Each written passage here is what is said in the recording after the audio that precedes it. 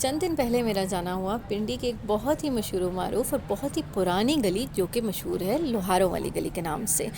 और किसी ज़माने में यहाँ बहुत सारी लोहे की दुकानें हुआ करती थीं जिसमें तमाम लोहे का सामान मिला करता था। अब भी यहाँ पर कुछ दुकानें ऐसी मौजूद हैं जो कि उस ज़माने से चलती आ रही हैं और वहाँ पर लोहे की चीज़ें बिक रही होती हैं, लेकिन बहुत कम हो गई हैं। अब यहाँ पर दो बहुत सारी और भी दुकानें खुल गई हैं, लेकिन ये गली अभी भी मशहूर है जी लोहारों वाली गली के नाम से। यहाँ पे अगर इस गली में अगर आप देखते जाएंगे वीडियो में, तो बहुत सारी ऐसी दुकानें जहाँ पे ये बड़ी बड़ी देगें आपको मिल जाएंगी, किचन में इस्तेमाल होने वाले तवे, लोहे की बनी हुई अलमारियाँ, लोहे से बनी हुई तमाम चीज़ें आज भी आपको इस गली में मिल जाएंगी। और इस एक और जो प्रॉब्लम मैंने इस गली में देखा, जो कि बहुत ही मुश्किल था मेरे लिए यहाँ पे ड्राइव करना, कि इस गली में इतने जाम थे कि मेरी बेचारी स्कूटी की और मेरी ड्राइवरी की तो बस ही होगी यहाँ पे।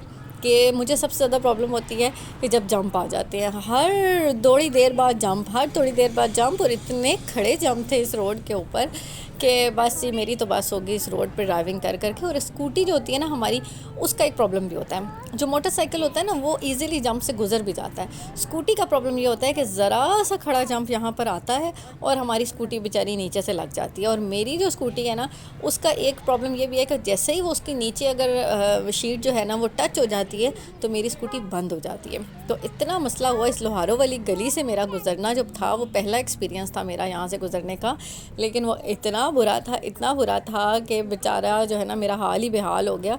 कि ये कोई हार्डली 5 मिनट की गली थी, लेकिन मुझे इसको कवर करते करते एटलीस्ट 10 से 12 मिनट लग गए कि मैं यहाँ से निकल ही नहीं पा रही थी कि इतने जंप थे। वल्लाह आलम इन लोगों ने इतने जंप क्यों बनाए हुए हैं यहाँ पे। और जंप भी माशाल्लाह छोटे छोटे नहीं हैं, अच्छे खासे बड़े बड़े जंप इन्होंने बना दिए हैं। और हम जैसे ड्राइवरों बेचारों के लिए तो मुसीबत ही बना दी है इन्होंने। और एक और बात जो थी, जो यहाँ पे मैंने बहुत ज़्यादा नोट की, ये एरिया जो है ना वो थोड़ा सा एक बैकवर्ड किस्म का एरिया है। यानी यहाँ पर कोई बहुत ज़्यादा पढ़ी लिखी आवाम आपको नज़र नहीं आएगी। तो यहाँ पे जो है ना मेरे लिए स्कूटी चलाना भी एक बहुत मुहाल हो गया था कि हर बंदा मुंह उठा के ऐसे दिखता है जैसे पता नहीं कौन सा अनोखा काम हमने कर दिया है। और बस जी बहुत ही बुरे हाल थे। मैं क्या दुआ कर रही थी कि या अल्लाह ये गली ख़त्म हो, मेरी जान छूटे इस एरिया से। लेकिन जो है ना जी बड़ा ही मुश्किल था। और एक बड़ा अजीब सा मुझे एक्सपीरियंस हुआ यहाँ पर कि ऐसा भी होता है कि लोग जो होते हैं कभी कभी मुंह फाड़ के देखना शुरू कर देते हैं और देखते ही चले जाते हैं। बस होता है ठीक है, एक नज़र आपने देखी, ओके बस फाइन, आप अपना काम करें। लेकिन नहीं जी, अपना काम छोड़ के घूर के उन्होंने दूसरों को देखना है कि कौन क्या कर रहा है। ये हमारी पाकिस्तानी अवाम की वैसे भी आदत है कि हम क्या करते हैं कि अपना काम छोड़ के ना हम दूसरों को घूरना शुरू कर देते हैं कि वो क्या कर रहा है, कैसे कर रहा है, क्यों कर रहा है। फिर अपने दिमाग में हमने स्टोरी भी चलानी होती है कि मतलब यार बस करें, दुनिया इतनी तरक्की कर गई है, दुनिया चाँद पे पहुंच गई है, आप अभी तक जो है ना यहीं से बाहर नहीं आ रहे हैं। और लड़कियां क्या क्या फाइटर जेट्स उड़ा रही हैं, सब कुछ कर रही हैं, और हम यहाँ पे स्कूटी चला लें तो जाप डल जाता है। तो बंदा क्या करे, बस गुजारा करना पड़ता है और क्या करे। और मज़े की बात तो ये है कि अक्सर तो लोग जो होते हैं ना वो अजीबोगरीब किस्म के कमेंट भी कर देते हैं। एक दफ़ा मैं यहीं से गुज़र रही थी तो एक बाबा जी थे, वो बेचारे इतनी लंबी दाढ़ी थी उनकी, क्या बंदा उनको बोले, और हाथ में तस्बीह उठाई हुई। और जैसे ही मैं साथ से गुजरी हूँ तो इतना ऊंचा से कहते हैं अस्तगफिरुल्लाह। मैंने कहा अच्छा जी ठीक है, अब मैं आपको क्या बोलूँ, ठीक है जी अस्तगफिरुल्लाह। तो ऐसे भी होते हैं, बहुत सारे केसेस हो जाते हैं जब आपको इन ऐसी चीज़ों का सामना करना पड़ जाता है। उस बंदे को समझ नहीं आता मैं क्या रिएक्ट करूँ, कि आप कुछ रिएक्ट कर भी नहीं सक रहे होते वहाँ पर। अगले बंदे की कभी कभी एज ऐसी होती है, या अगला बंदा कहता है यार इसको क्या बोले, बस छोड़ो जाने दो, तो हम एक भी बस इग्नोर करके निकल जाते हैं।